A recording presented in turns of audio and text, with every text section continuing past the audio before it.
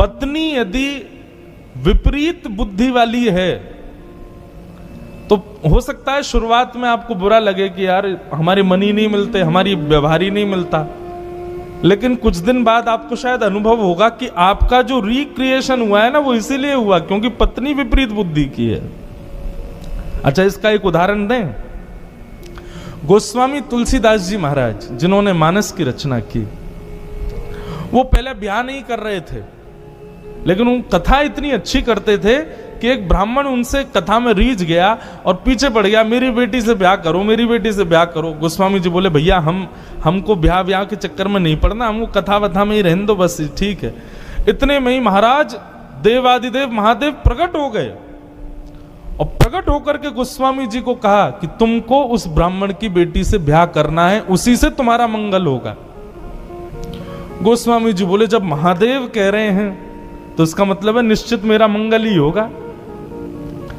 गोस्वामी जी ने जैसे ही ब्याह किया, ब्याह के बाद गोस्वामी जी की बुद्धि बदल गई। कैसी हो गई? राम जी की जगह पत्नी में ही आसक्त हो गए। अब तो 24 घंटा उसी को निहारना, उसी को देखना। कथा कहीं होती तो बस यूं रहता कब पूरी हो मैं जाऊं और अपनी पत्नी से मिलूं। इतना प्रेम अपनी पत्नी से करते। लेकिन बंधुओं, शास्त्र आज्ञा करता है अति सर्वत्र वर्जयेत, अति हर चीज की बुरी होती है। पहले तो अच्छा लगता था गोस्वामी जी की पत्नी को, बाद में उसको चिढ़ होने लगी। बोले 24 घंटा मुझे ही देखते रहते हैं, इनको बस मैं ही चाहिए। एक दिन छोड़ छाड़ के मायके चली गई। रात्रि में सोए थे गोस्वामी जी, उठ करके देखा तो देखा पत्नी है नहीं। व्याकुल हो गए, विरह कातर हो गए, रोने लगे, कहां चली गई। ढूंढते ढूंढते ढूंढते समझ गए जरूर मायके गई होगी अपने। यह भी विचार नहीं किया कि सामने यमुना नदी इतनी गहरी है, इसको पार कैसे करूंगा। कूद गए उसमें, क्योंकि पल्ली पारी ससुराल थे। शव बहता हुआ आया, यह भी विचार नहीं किया कि मरा हुआ शव है, इसका सम्मान करूं, उसी को नाव बना के बह गए। जैसे तैसे गिरते पड़ते अपने ससुराल पहुंचे। पत्नी से जाके बोले तुम मुझे छोड़ के क्यों आ गई। गोस्वामी जी की दीन अवस्था देख करके पत्नी को दया नहीं आई, क्रोध आया। बोले आप प्रेम करते हो मुझसे? बहुत प्रेम करता हूं।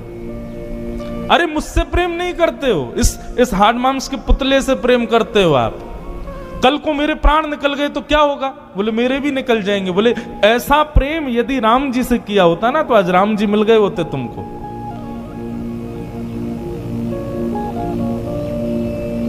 जब दुत्कारा पत्नी ने, गोस्वामी जी के नेत्र एक क्षण के लिए बंद हो गए। उन्होंने अपनी संपूर्ण स्थिति को देखा। सारा शरीर अस्त व्यस्त हो गया, शरीर से दुर्गंध शव की आ रही है, कांटे लगे हैं पैरों में। ऐसी दीन अवस्था एक साधारण सी कन्या के लिए मेरी, और वह भी मेरे सामने खड़े होकर मुझे ही डांट रही है। निश्चित है कि यह अवस्था यदि राम जी के लिए हुई होती, इतना व्याकुल, इतनी तड़प राम जी से मिलने के लिए हुई होती, तो निश्चित राम जी मिल गए होते। और बस उसी क्षण गोस्वामी जी निकल गए और चित्रकूट के घाट पर भई संतन की भीड़, तुलसीदास चंदन घिसे तिलक तिलक करें रघुवीर। राम जी से मिले। अब यहां पर प्रश्न यह उठता है कि महादेव ने प्रकट होकर क्यों कहा कि तुम ब्याह करो। हम लोग जन्म पत्री मिलवाते हैं, ब्राह्मणों से पूछते हैं कि भाई लाला हमारे बेटा के लिए, बेटी के लिए अच्छा वर वधू होना चाहिए। आप निश्चित एक बात मानिएगा, जन्म पत्री के बाद बेटी लड़का लड़की की बनेगी और उनका जीवन अच्छा चलेगा तो समझो ये सामान्य बात है।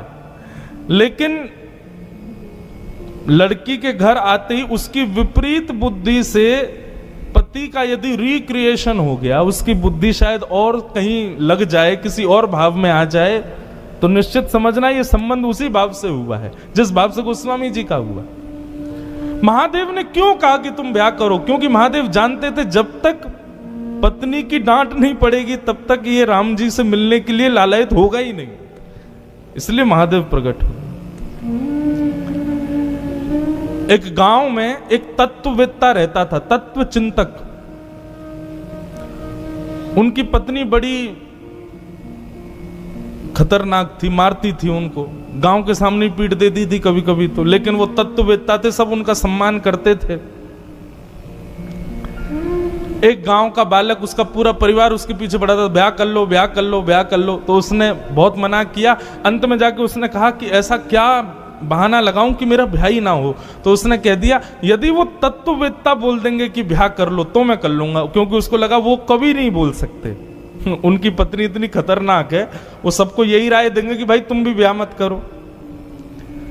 गांव के सब लोग गए तत्ववेत्ता के पास, जाके बोले हमारे बेटा ब्याह नहीं कर रहा, कह रहा आप कहोगे तो करूंगा। बेटे ने कहा कहिए भगवान मुझे ब्याह करना चाहिए कि नहीं?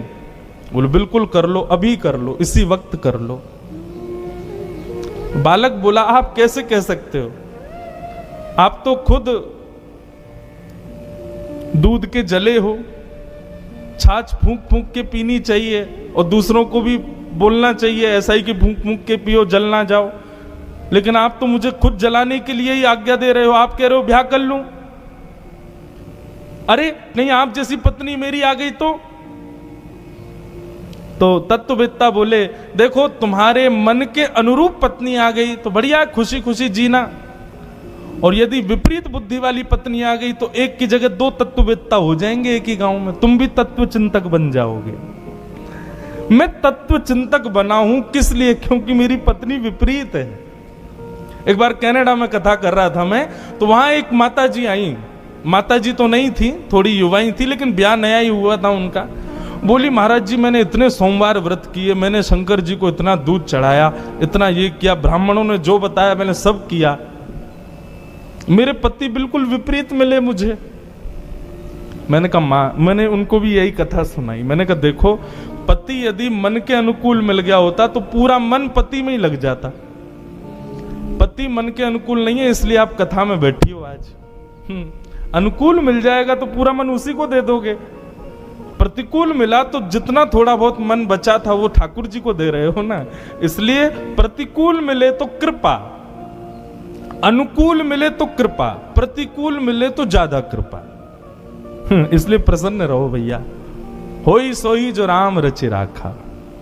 ठाकुर जी ने सबका रचा हुआ है, जिसका जैसे जहां जैसे होना है होगा।